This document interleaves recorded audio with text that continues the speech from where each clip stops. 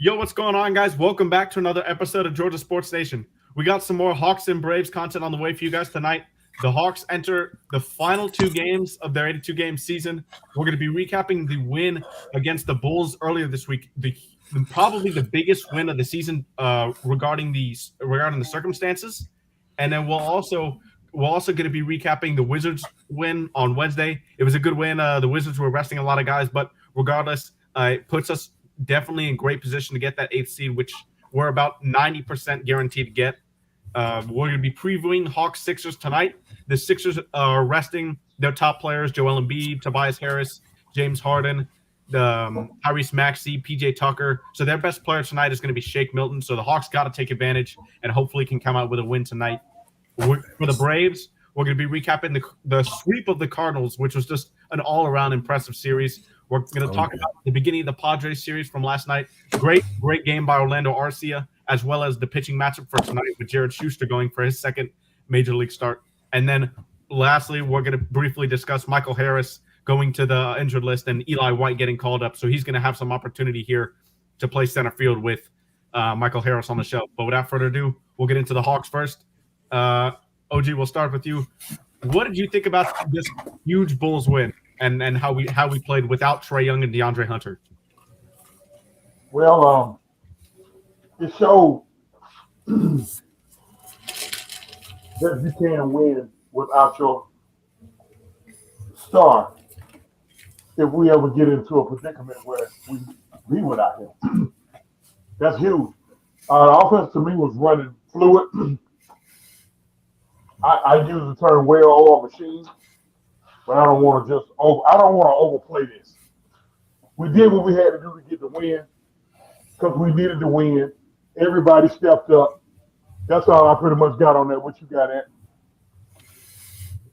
I agree. Everybody stepped up. Everybody played their role. And nobody tried to do too much.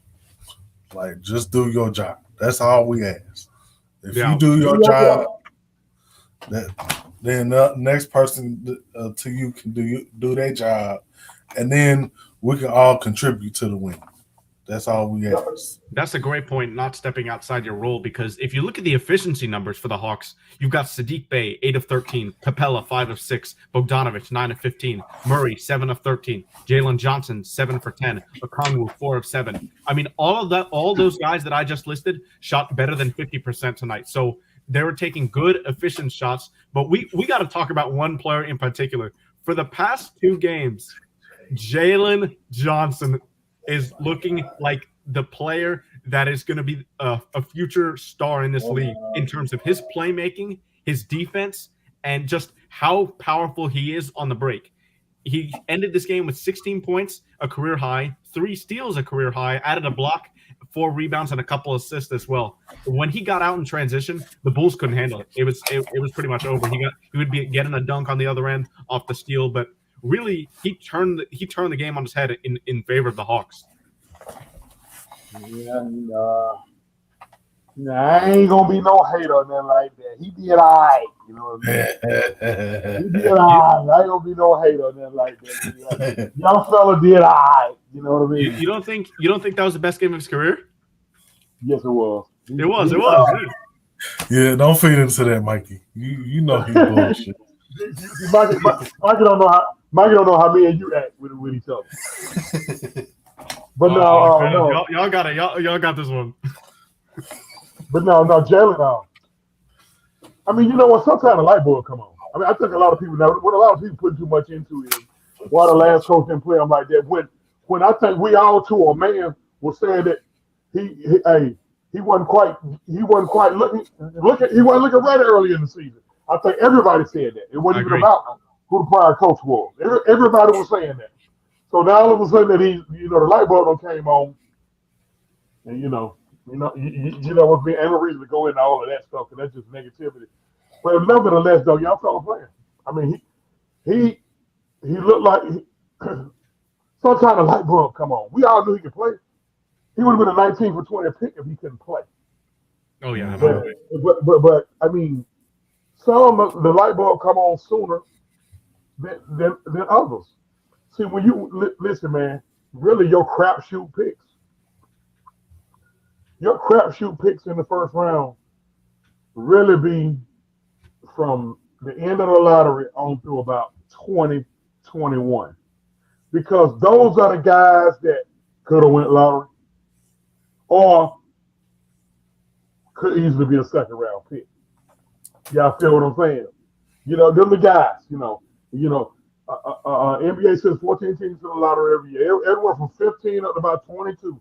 Them be them, I don't know. You could have went lottery, but then you know what? Got a bad attitude, missed time. Maybe you know what I'm saying? So that's a crapshoot pick. We done hit on all. It's funny, man.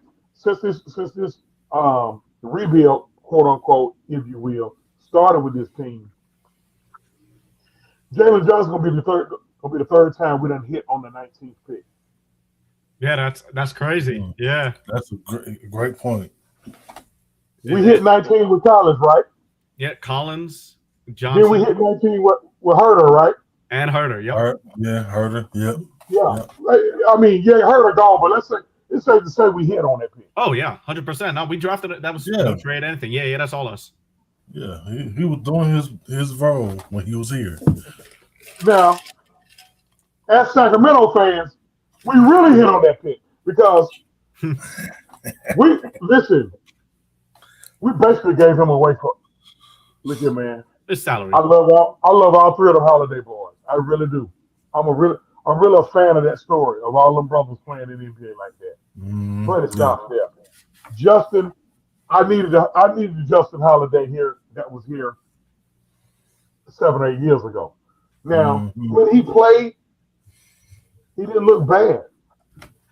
But what we gave up, and Mo Harkless never put on a Hawks uniform. No, he didn't. Yeah, we traded him for Veet. Okay, so essentially, you swapped out Herter for Veet, Garrison Matthews, and Bruno Fernando coming back. And a first. Oh, we did get a first rounder back. We did. Okay. Well, at any rate, we done hit on all three of those 19 picks. I didn't want to get off track too much. We done hit on all three of those 19 picks. I mean, so. And a lot of people in the fan base got to understand those are crapshoot picks. Like, What's up in there? I've been really encouraged with the play of Saddiq Bey recently. Y'all know I'm pretty hard on him in terms of his defense, but lately, I mean, nobody can deny he hustles for that ball. He hustles for rebounds, offensive rebounds, defensive rebounds, steals, whatever it is. He's gonna hustle, and he's done a much better job. And I think that can really be attributed to getting used to a coach, because I mean, think about it. Saddiq Bey went through Dwayne Casey, Nate McMillan, and Quinn Snyder in less than 2 weeks. The consistency, I think, is doing him really well. Joe Protein on the defense. Joe Protein. Protein had over 2 games. Oh yeah, that's right. He was the Protein had over 2 games. He actually went through 4 coaches in about 2 weeks. Oh, that's you're true. right. Yeah. Prodigy. I forgot about. Yeah, so 4 coaches. So I think the consistency is really doing him well. But I love when he's playing offense like this, we'll get the defense. I mean, 18 points, 4 rebounds, 4 assists, and then a steal. And the efficiency is where I like 8 for 13 from 2. He's been a career sub 50 from away from 3 shooter. So I think the efficiency, and I like his dribble drives recently. He's gone with conviction, aggressiveness to the rim, and I'm really liking what I'm seeing from him. What about you, Ant? Yeah, you know what? Now I'm not trying to take no digs at nobody. True. Look, Chauncey, you know where I'm going with this. What's up? I'm not trying to take no digs at nobody. But he's giving you. Don't turn into a Christian now. Don't turn into a Christian now. Don't say that. Look, he also gonna get religious on us now. Come on. Even though he's not, he's lacking on one end where Hunter was supposed to, be locked down, but he's doing one thing that Hunter is not doing. He's being available. He has yet to miss a game. That's not a dig. That's the truth. Yeah, that's not a dig, brother. That's the truth. Yeah, it is. That's not a dig. That's the truth. The best ability is availability. No, That's I'm true. with you on that. I thought you I'd were about to say something else. Nah, SIO says here, like to see more off-ball screens with Hunter Bay and Collins and Trey Murray as secondary actions when things break down. I think we'd all like to see that, honestly. And I think it all starts with Trey. The Hawks are never going to have the Warriors type of offense, like just totally. But if you can get Trey and Murray to set a lot more perimeter screens for the other guys like Bay, like you're saying, like Garrison Matthews, if he enters this game, Aaron Holiday having a career year from 3-point shooting at 41%. If we can get off-ball screens for these guys set by other perimeter guys, it can really create some open looks. So I really like that point from SIO there. But in this Bulls game, I think you saw why the Chicago Bulls are just having a really bad year. First of all, I hope, but before I say anything about the Bulls, I really hope Lonzo Ball gets better. The thing with his whole knee issue, there's some legitimately worried that he might never play again, and this the cartilage treatment that he got in his knee. We got some doctors saying like this is they got the Brandon Roy in the NBA before, so hopefully Lonzo gets better. But I say that because he's the key to their offense. The Chicago Bulls are a bottom team. I don't know if they're last, but they have a bad offense. And the reason is it's the 3-point volume. They don't really shoot a lot of threes normally. And they're not good. They're not good. And their offense they don't generate a lot of assists. They're a good defensive team, surprisingly. Well, I guess not surprisingly, because since they got Patrick Beverley, they've been an excellent defensive team. But here, we held them to 105 points, and we scored 123 on them. So both the defense and offense were working in this game for the Hawks. That's what is most encouraging for me. And Bogey, we'll talk about Bogey here quickly before shifting gears. Bogey, 26 points, 5 of 10 from 3, 9 of 15 from the field, and added 5 assists and 4 boards. When Bogey started off that game, Bogey 8, Bulls 2. You knew Bogey was going to have a great night. When a shooter like that gets going that early in the game, I mean, and OG, y'all know that he's not going to stop shooting after that. Hey, I'm gonna tell you like this. First of all,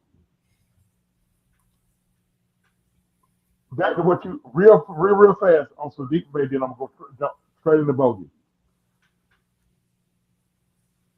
I tell a lot of my kids who I coach, and they already know this is what they gotta say before we in practice. Hard work beats talent. When talent doesn't work hard. Hard work beats talent when talent doesn't work hard. Straight facts. That's a deep base. He's a hard working dude, man. He's a hard working dude. But let me say something about Bogey. A lot of Hawks fans, Bogey keep his look in his eye. We're threatening any one of them top 3 seeds. Oh yeah. Mm-hmm. He keep the same look. We're threatening any one of the top 3 seeds. You gotta believe. Let me tell y'all something. As much as we bust our team ass for underachieving and all that stuff there, I'm gonna tell you something. It's some teams right now. They don't want it. Either. Let me tell you something. Philly ain't no dummy. They conceding the 2 seed to Boston because they're avoiding possibly having to play us or the Heat. That could be possible. After last night, well, Embiid, they're locked in for their seeding right now. They're locked in. So but the game before they're locked in now. They're locked in. 1 through 5 in the East is locked in. So you've got Milwaukee, Boston, Philly, Cleveland, and New York. That Cleveland-New York series boy gonna be one to take. Man, that's gonna be hell. Those are gonna be tough physical games. That's gonna be physical. That's gonna be physical, and them cats gonna go at it. Yeah. Yes. And we have here from Maggie, DeAndre Hunter's officially available tonight after the Sixers. After missing the last 4 games tonight against the Sixers. That's awesome to see. Hopefully he'll get his conditioning and minutes ramped up to get ready for an all important playing game next week, because the playing starts right on Tuesday. I'm gonna ask you a question real fast before you go to the next topic. Mm-hmm. Why are we playing them? We don't need to. Huh? Yeah, and I'll let you go first. We don't need to play him. Yeah. Save him for the playing games. I'll sit him these last 2 regular season games. Yeah. I probably would be in favor of that as well, especially when you look at the 76ers roster tonight. I would be in favor of doing that as well. But we don't, in fairness to Quinn Snyder and the Hawks organization, because I'm sure this is an organization decision, not just a coaching decision or a trainer decision. But in fairness, we don't have the 8th seed 100% locked up. There is a scenario where if we lose against the Sixers and Boston on Sunday, Boston's gonna be sitting guys as well. They're sitting guys tonight. If we go 0-2 and the Raptors go 2-0, we can lose the 8th seed and be pushed down to the 9. So I think they want to be sure, but I would be seeing low minutes tonight for Hunter. Low minutes. Hey, y'all know what the 9 seed is? 9 seeds. Home playing game. It's a home playoff game.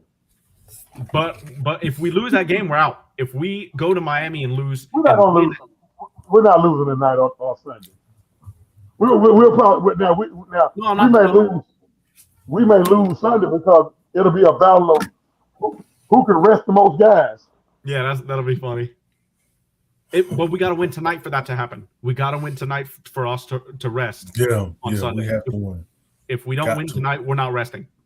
Look, man, run your horses for the first half. You get up by 30. Hey, look, you look over there at Trent Forrest and Donovan Williams and Bruno Fernando and Zeke Critchie and Tyrese Martin. Bro, if y'all can't hold no 30-point lead, y'all some bitches will be flipping burgers next year. You won't be playing basketball. Yeah, we better hold this lead. The SIO, Maxey is going to be out tonight. The Sixers are resting pretty much 5 of their top 6 players. Embiid, PJ Tucker, Tobias Harris, Harden, Maxey included in that list. Shake Milton and Paul Reed are their 2 best players tonight. So I would like to see Hunter post up against Milton if he's guarding him. So your point still stands because DeAndre Hunter in the mid-range is money. So I hope he gets a lot of open. Him and Murray, mid-range, count bucket. We just look. That's something bitch. We done twisted his knee. Look. I'm the negative Nancy on this one. I can't stand you.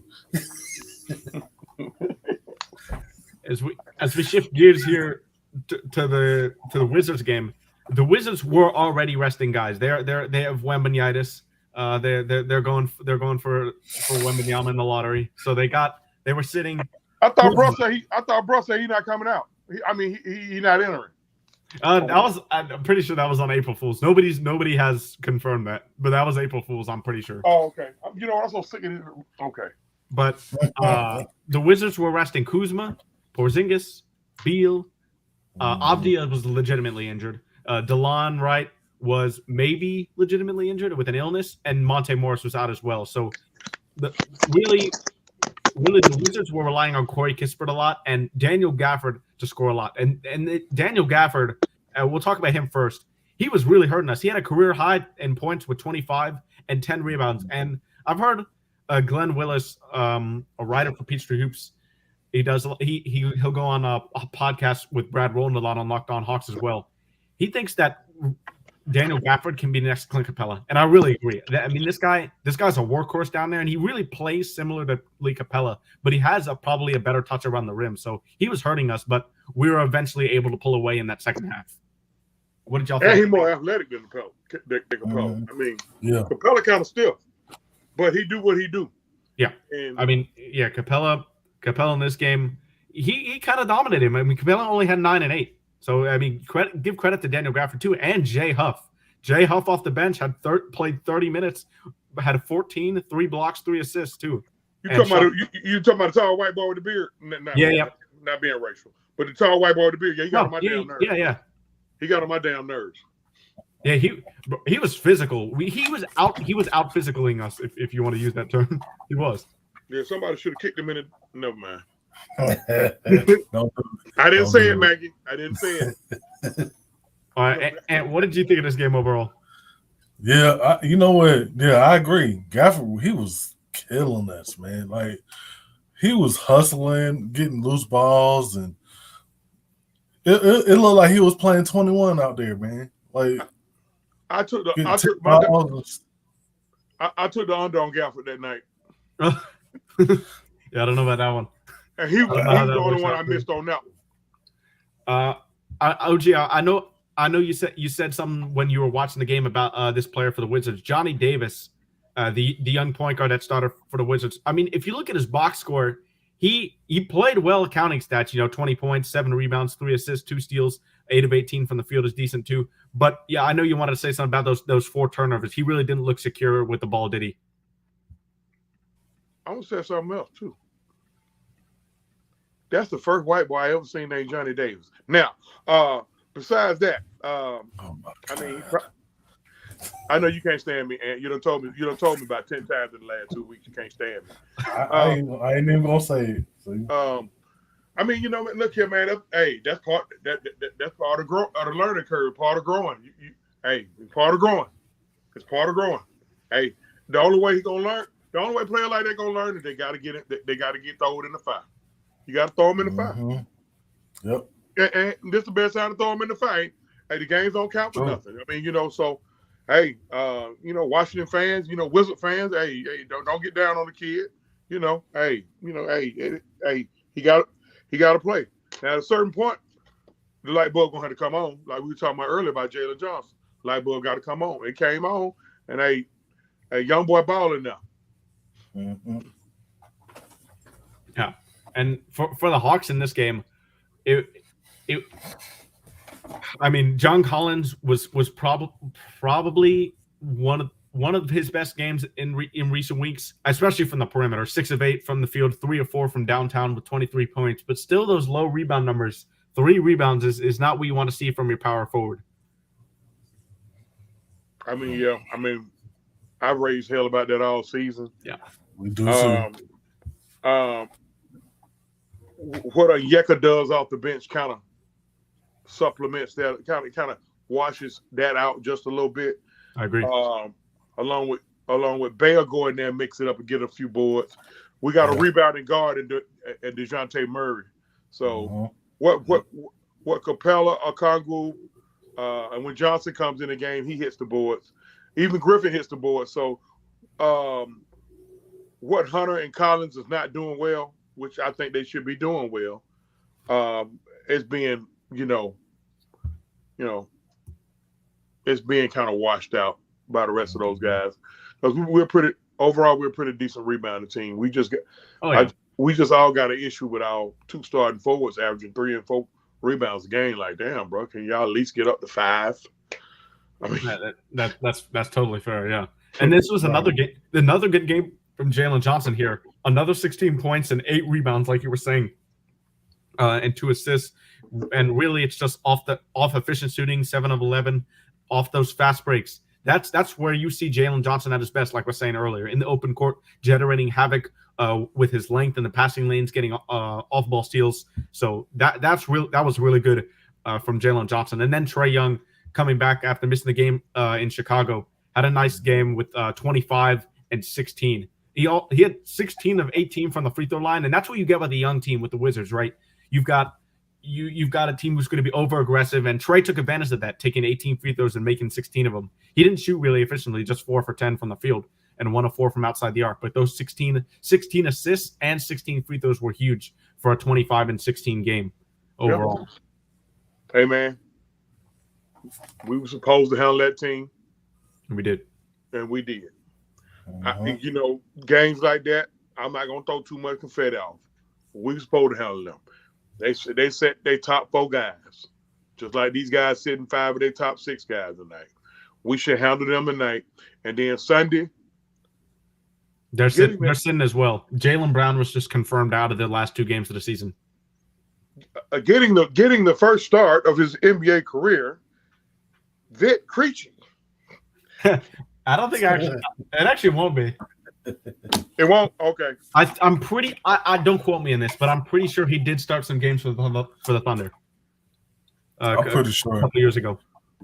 Garrison Matthews gonna have like 40 and 10 Sunday. the They're gonna be like, "Who's the Matthews guy?" This guy Matthews shooting from the parking lot. Where did he come from? Yeah. But and that transitions great into the Hawks Sixers tonight, because you've got a team like the Sixers who's already locked into the 3 seed in the East. They're going to be sitting guys. I already mentioned, Maxey, PJ Tucker, Tobias Harris, James Harden, Joel Embiid. All these guys are sitting. They're going to be relying on Shake Milton, Jalen McDaniels, and Paul Reed a lot, and even Mac McClung might get some minutes tonight. Jaden Springer as well to try and score the ball. But this should be similar to the Wizards game. And I'll start with you, OG, like you said, handling your business. Go out there, take care of business, get your horses off the floor. Prize pick guys, take the over on Shake Milton and Nas Reed. Don't mess with none of the Hawks, because if we get up big and you want Trey to get that 25th point, and we're up 35, Quinn's gonna pull him, and you're gonna. It's not gonna happen. Yeah. So unless you go Hawks first half. So I mean, take Shake Milton and Nas Reed tonight. Hawks should win by 15 or better. Yeah, that definitely should be the goal. Yeah. And what about you? I agree. Look, man, and we getting Hunter back tonight, so we should wipe the floor with these guys, man. Yeah, just stay focused, bro. That's all you got to do. Stay focused. Absolutely. Keep your eye on the prize, man. We're trying to we heard about what they doing, what's happening on Sunday. No, bro, just stay right here. Stay in your lane and worry about what you got right in front of you, and everything will take care of it for itself. And I got a question for you. It's your response is gonna be curse words. What size that Trae Young jersey, bro? What size is that Trae Young jersey? It look like it's a little snug on you. No, it ain't. No, it ain't. It look like a little snug on you, bro. Don't even try it. Don't even try it. See, I see what you're trying to do. I still got room. Don't even try it. You got a little room, bro. I'm gonna poke a forward and you ain't gonna get me. Listen, we get each other. It's just me getting him now. Trust me, he gonna get me back, y'all. He is not letting this go. And we'll see. We'll see how he tries to get him back. If you try and get him back on next week. Don't worry. It's not gonna come when you ain't expect it. I'm gonna come when you least expect it. I know. I'm gonna get blindsided about something. That's cool. For me, this game tonight, like I said, like Shake Milton is really the only guy that the Hawks will play to create his own shot. And you just got to put Murray or Hunter on him, preferably Hunter, and you try and lock him down, make Paul Reed create his shot, make Jalen McDaniels create his shot, Jaden Springer, Mac McClung.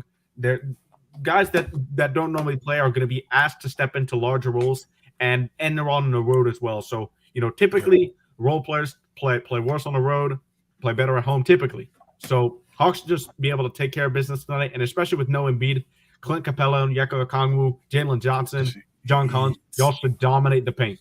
Dominate. They might have to play Montrezl Harrell too. Doc Rivers gonna order a shot of Crown by midway through the third quarter. He gonna call the waitress down. He gonna get him a shot of Crown by midway through the third quarter. He gonna be drunk Cooter Brown at the end of the game. If we do what we supposed to. Yeah. Is that a youth large or what? Is that a youth large or what? See,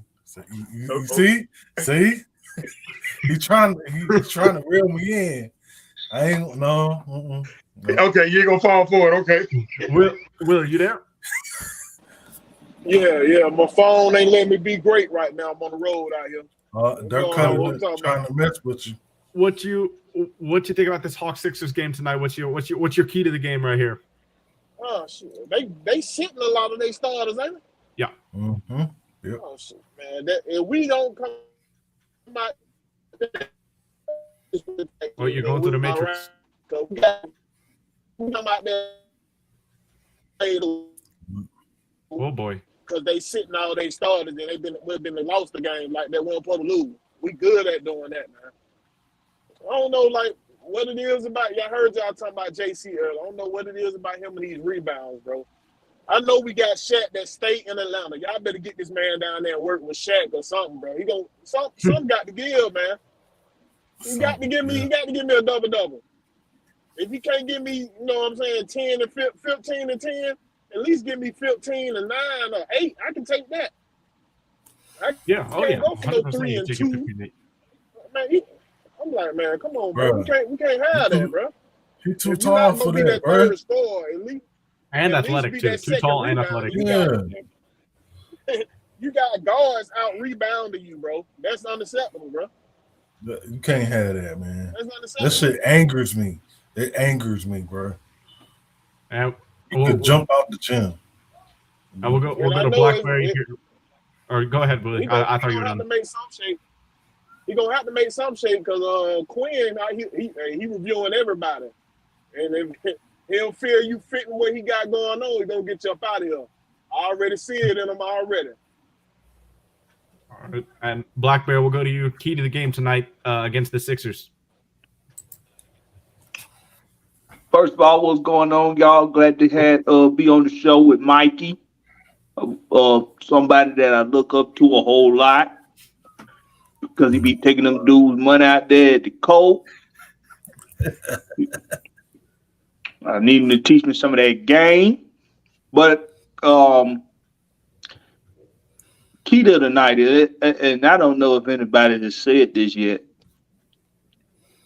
but this is a prime opportunity for John Collins to graduate from being baby shit soft to Scotch tissue soft. I knew it was coming. This is a prime opportunity. Now, I knew it was coming. I knew it. You knew it was coming, OG. Yeah, because boy, you don't have a problem with Collins. And guess what? For the record, folks, this man used to go to bat for John Collins. I absolutely did. They did. Me too. Yep. And so did I. So we disappointed in JC. JC, we know better now. We just want JC to get his thumb out of his backside because we about to go to war. That's it. Start his war. I think JC been in too many of these clubs down here in the A. Yeah. Look, man, the A will do that to you now. It's true. But yeah, but he ain't got a hope to some of them folk down there at the Blaze Club. They showed them they know how to tighten up down there. Oh shit! Now if he was going to Blaze, he ain't ready for Blaze. If he was going to Blaze, he'll be playing like a man out there, and not like a boy. He been on the KOD. He been on the KOD. Black man, they got all the. He ain't ready for Blaze, bro. He ain't ready for Blaze. He ain't ready for robbed him at Blaze, bro. He'll be playing like a real man out there. The thing is, we're most likely going to get the 8th seed, right? With a win tonight, we do lock up the 8th seed. By the way, we lock it up. It doesn't matter what the Raptors do, we lock it up. But if we lock up the 8th seed, we're going to be going down there for Miami. And speaking of war, we know how the officials are down there when they ref in FTX Arena, and we know just how physical and just how like the Miami Heat style of basketball. It's like something you can't describe. You know, it's like seeing something you hate, but you can't do anything about it. You keep seeing it, and that's the Miami Heat. So John Collins, just like you said, he got to be ready to be physical and get a ton of boards, because especially when we go down there in Miami, it's looking like it's going to be, we're going to need that. That's right.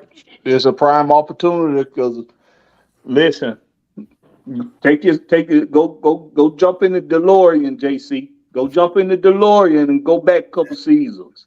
And remember, that remember that passion you had against Embiid and the rest of them Sixers back in the on your way to the ECF. Oh yeah. Mm-hmm. Remember what it took, because it's gonna take that again. Because if I'm not mistaken,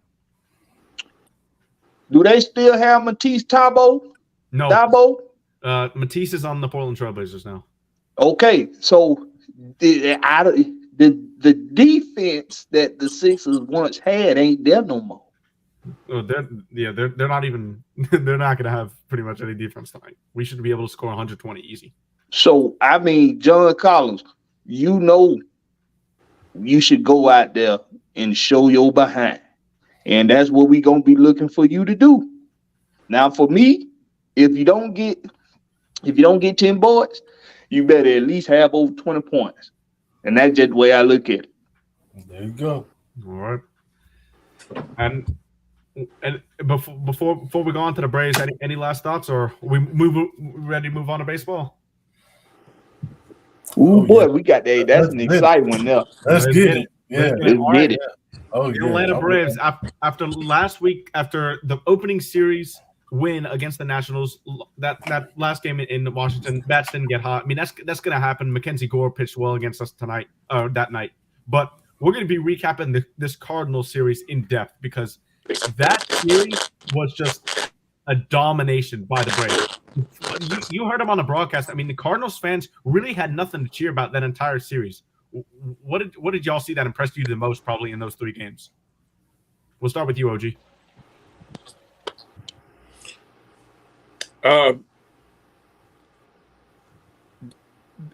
Getting out to quick starts. We jumped on them all 3 games. Mm-hmm. Yep. And hey, listen, man. Hey, and we had solid, stellar pitching. The Dodd kid, my first time ever seeing him hurl. Well, him and the Schuster kid. The Dodd kid, hey, look, man.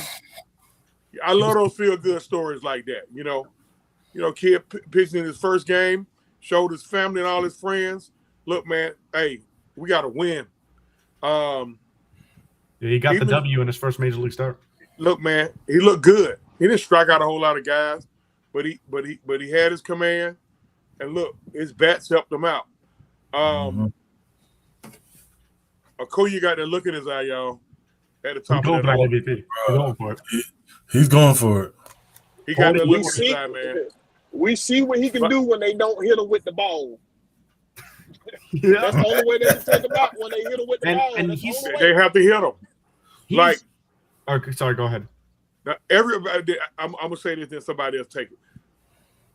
Like, our top 3 hitters are MVP candidates. Mm-hmm. Oh, straight all up. 3 of them. Yeah. They MVP legit MVP candidates.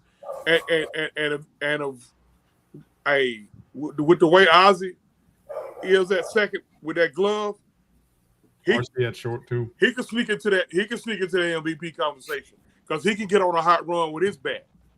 You know, and you got the Rook. You got the 2 outs. You got the reigning rookie of the year. Okay, he got to sit down for 10, 15 days. That's fine. I'm cool because we don't rebuild, we reload, baby. Eli White's been killing it this spring. I mean, and in the spring he killed it, and he's been killing it in AAA. 3 homers. I mean, over 1,000 OPS. I mean, he's been destroying the ball, and he's a great defender. His bat is just a bonus, but he's a great defender. So Michael Harris is obviously better, but we don't lose too much with Eli White in center field. Sam Hilliard's actually going to be playing center field tonight still, with right-handed pitcher Nick Martinez on for the Padres. But I do think that you'll see Eli White definitely in some games here. He'll have the chance to prove himself. What did you think of that Cardinal series, Ant? Man, look, we showed that we can do it any type of way that we want. I mean, key point. Like, that's a key point. Look, we could do ABC baseball whenever we want to. We know how to drive in runs. We know how to, sacrifice, i.e. Riley, which he's not known for. And everybody knows that we can hit long ball. I mean, we could do that anytime we want to. I'm glad you mentioned that, because about Riley. I know we're gonna get to last night's game, but him beating that grounder out. That was key. That was so key. That was key. That was key, bro. No. That was real key, Mikey. We was all on the chat last night, raising hell about the game. Oh yeah. That was key when he beat that out, bro. Huge. Yeah. Willie, what about you with the Cardinals series? What did you think were some of your highlights? Some of your highlights from the series. First thing you notice is ever since AA and Snicker came together, they created a complete team and they made hella depth. We got hella depth on this team. Yep. You know what I'm saying? And you saw that. You know what I mean? No matter who we placed in there, all they did was add a chain, add a peg to the chain. There it is. You know what I'm saying? They kept the line moving. And that's what I loved about it. I think they were pissed off that they lost that one game to the Nationals, so they took it out on the Cardinals. They came out and started pounding their ass quick. So, you know what I'm saying? And even though Schuster gave up them runs in the first, I like the way he showed that grit. Oh, you know what I'm saying? The rest of them ends he stayed in, he showed that grit. He gave up nothing else. Look, man. He locked it down. The thing about rookie starters. Rick Kranitz might be the best pitching coach in baseball. Because Rick Kranitz, if you notice, when he take his trip to the mound, when he talk to them boys, he get all up in their face and he makes sure that they understand whatever the hell he is relaying to them, and he don't talk at them, he don't talk down to them, he talks to them guys. He went out there and he told Jared Schuster, "Bruh, get me an out." He did. Just get me an out. I think it's the mix of him and Snicker together, though, because you remember he used to be the pitching coach for the Phillies, and we used to tear the Phillies ass up. Yeah. We used to tear them up. But I think by him and Snicker meshing together, I think, he upgraded. And the thing about that, Will, they got different personalities, but they able to work their different personalities. Snick more of the, it's gonna be okay, man. You're gonna be all right. He laid back. He laid back. That's why it's gonna be all right, Snicker. He laid back. Yeah. Kranitz gonna be like, "Hey, man, look, quit your bitching, quit your whining. Hey, throw me a strike." Right. And one thing about rookie starters, and before we go to Blackberry here, I want to add a point here. Rookie starters, when you see them a lot of times after they get that first out, they'll settle in. But it's always about getting that first out. I mean, you could look at Kodai Senga for the Mets when he was pitching against the Marlins in that first series.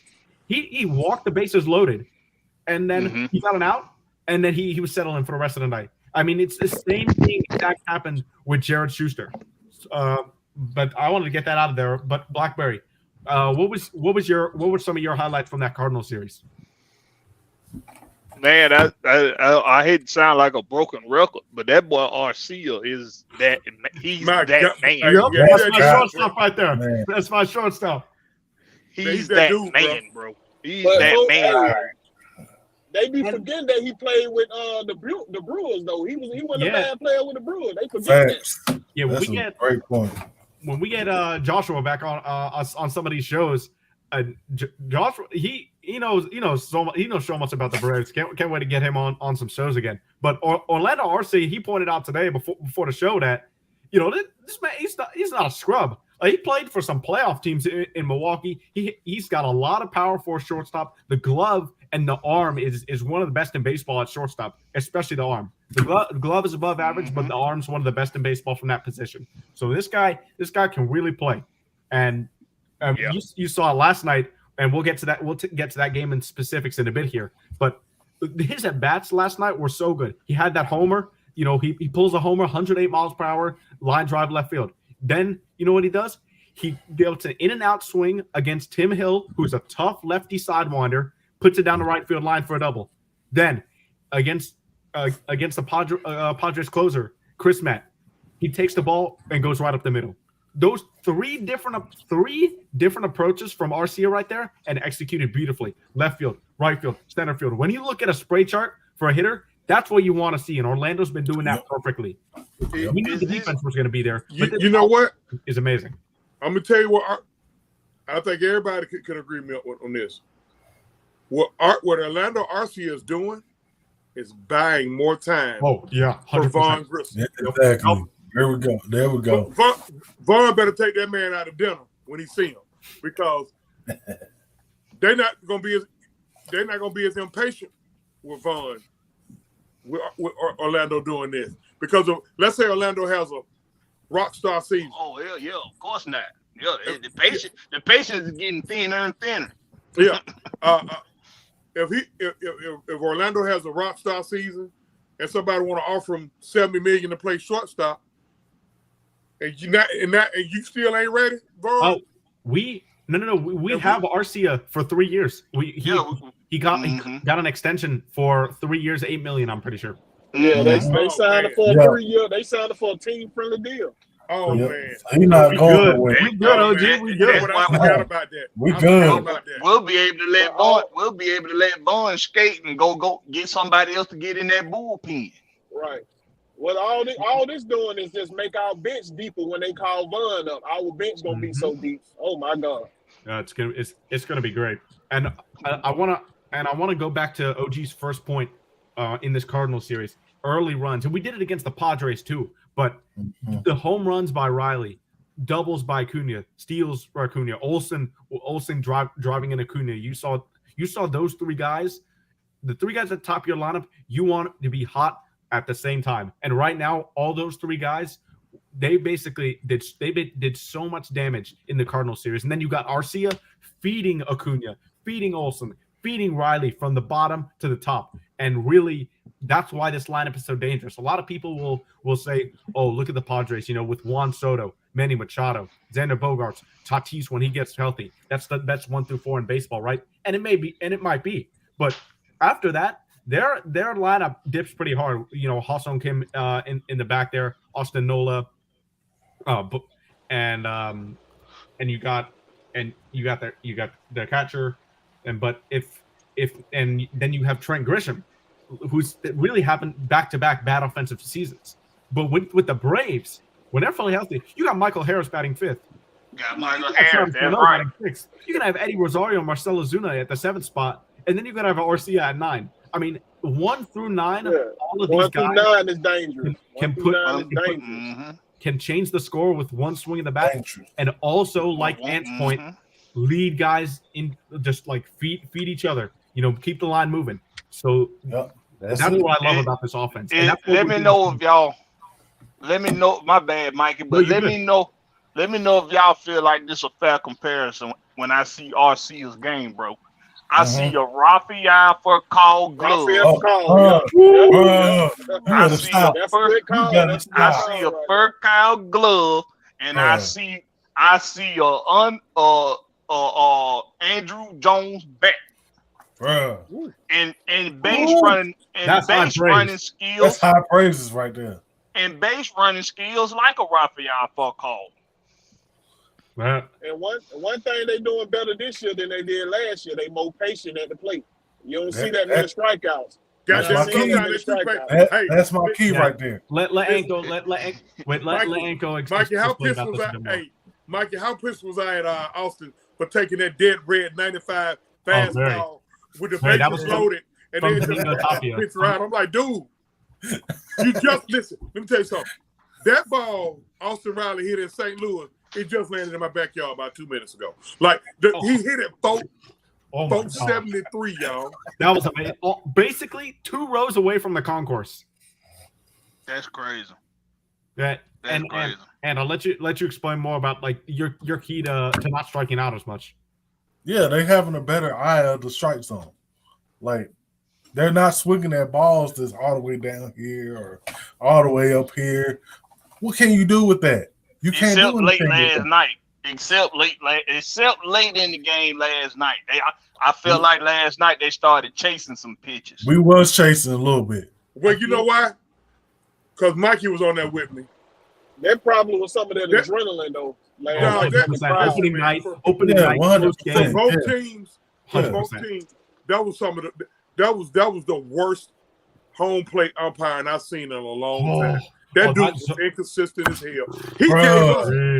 Listen, Strider threw one almost 2 feet above the damn above that damn line, and that dude put out a strike, and then the St. Louis, the San Diego pitcher came up there and hit the bottom of the zone, and he didn't give. Hey, what did I say at the end of the night in the chat? I said, I said Bob Melvin, what's going to happen? But it didn't happen, though. He going to get thrown out. I thought he was going to get tossed last night. Yeah, I agreed with you. Yeah, but eventually didn't. But that when you have Orlando Arcia and Marcelo Zuna, two guys who characteristically want to swing the bat, they never take their walks. That's true. It's a good. I mean, I know Marcelo's got off to a pretty slow start, other than that Washington series.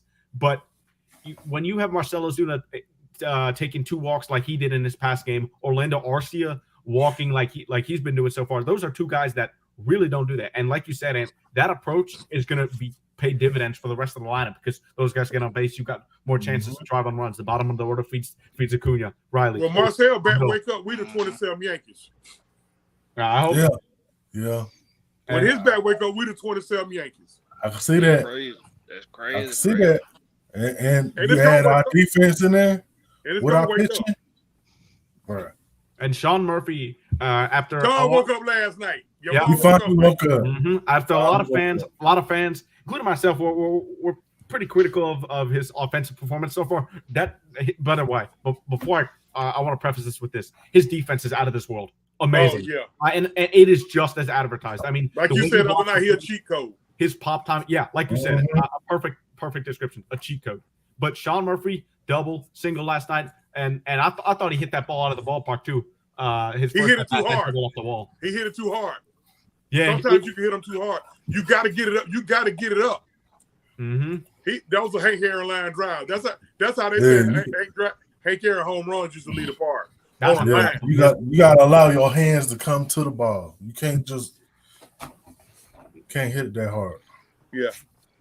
But I mean, that's a great start for Sean Murphy last night in his home debut. But let's get on to this Padres series tonight. Or we'll start with last night first. What a home opener! First of all, I mean the atmosphere was crazy, and I know Maggie said it was there. That was what was the atmosphere like there? But while she answers that, we're gonna talk about the game Orlando Arcia had. I mentioned the 3 key hits he had earlier. The game winner, the single off Chris Matt, and what an approach from Arcia. He looks like a completely different player than last year, and he had a decent year last year for us off the bench. But his plate discipline, like Ant said, is really what has separated himself as a greater offensive player this year, in my opinion. You know what I think it is? I think it's Chipper Jones coming back.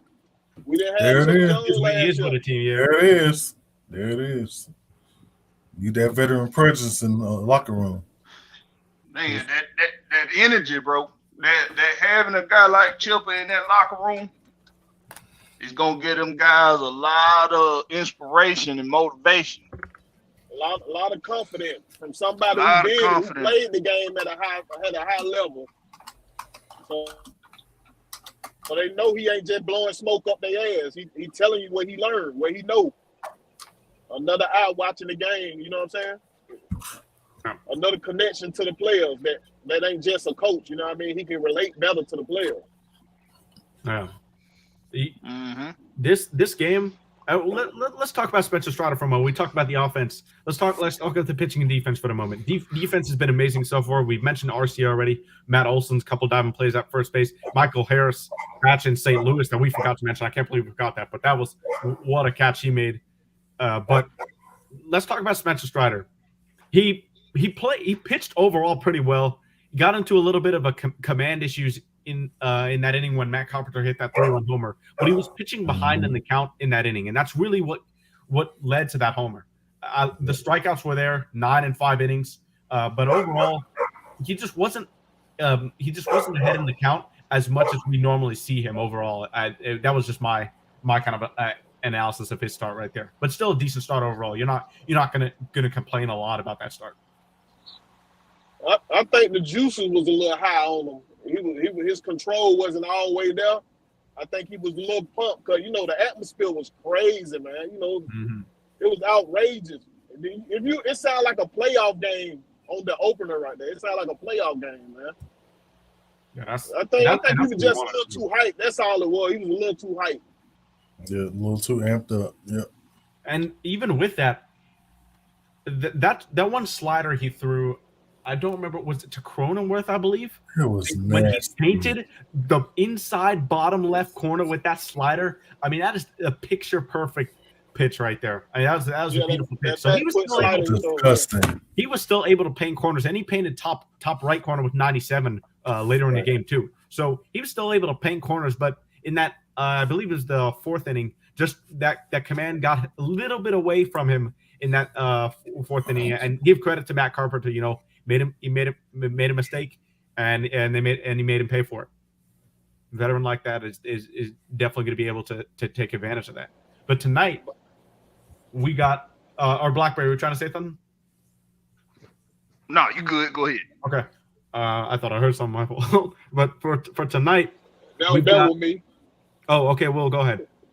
I was just gonna say I just like the way the team picked them up though. He gave up that home run the next end, and they came back, tied it up. Mm-hmm. I like the way they stepped it up and picked. I mean, let them know we got your back. Just go out there and pitch your game. We got you. Mm-hmm. We've seen this team under Brian Snitker never quit. I mean, when Kirby Yates came in, and let me say this about Kirby Yates, he used to be the best closer in baseball in 2019, before COVID really, and he hasn't really looked good for us for a long time now. I don't want to see him in many high leverage situations, but that was a disaster of an eighth inning. But the offense got us back, and under Brian Snitker, we never quit.